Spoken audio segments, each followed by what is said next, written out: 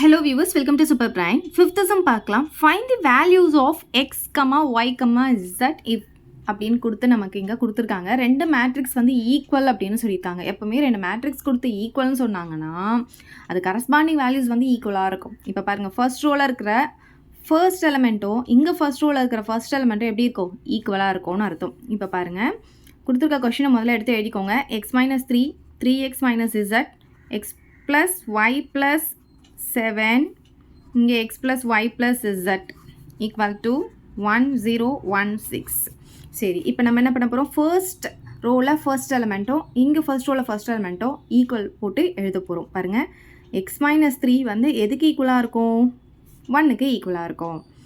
அப்போ இதுலேருந்து நம்ம என்ன கண்டுபிடிக்க முடியும்? எக்ஸ் வேல்யூவை கண்டுபிடிக்க முடியும். இப்போ பாருங்கள், நமக்கு எக்ஸ் தானே வேணும். ஸோ இந்த -3 வந்து ரைட் ஹேண்ட் சைட் போகும்போது என்ன ஆகும்? +3 போயிடும். ஸோ இந்த 1 அப்படியே இருக்கும். இந்த -3 வந்து இந்த சைடு வரும்போது +3 மாறிடும். அப்போ 1 + 3 வந்து நமக்கு 4 அப்படின்னு கிடச்சிடும். இப்போ நெக்ஸ்ட் பாருங்கள், இங்கே ஃபர்ஸ்ட் ரோவில் செகண்ட் எலமெண்ட் என்ன இருக்குது? 3x minus z. இது எதுக்கு ஈக்குவலாக இருக்குது? 0க்கு ஈக்குவலாக இருக்குது.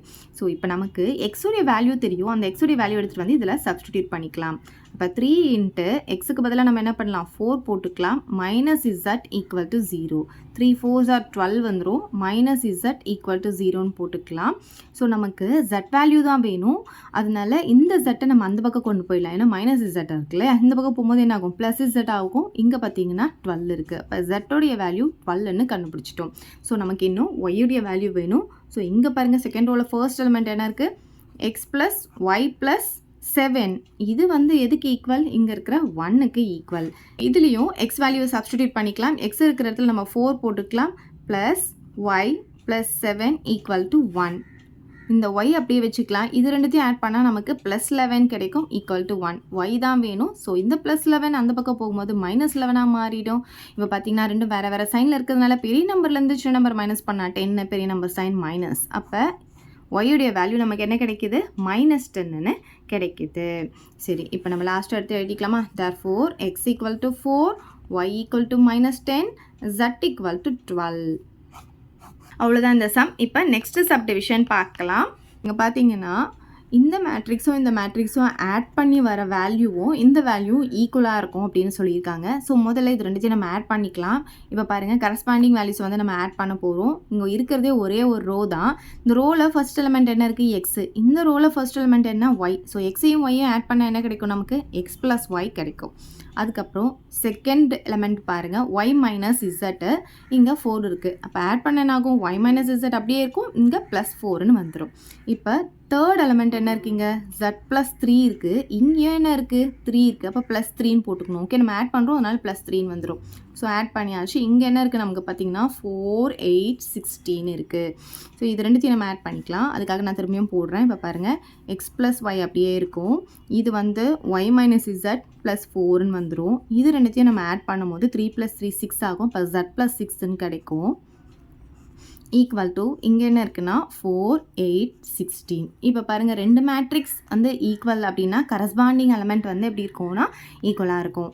ஸோ இப்போ பாருங்கள், எக்ஸ் ப்ளஸ் ஒய் வந்து எதுக்கு ஈக்குவல் அப்படின்னு பார்த்தீங்கன்னா 4க்கு ஈக்குவலாக இருக்கும்.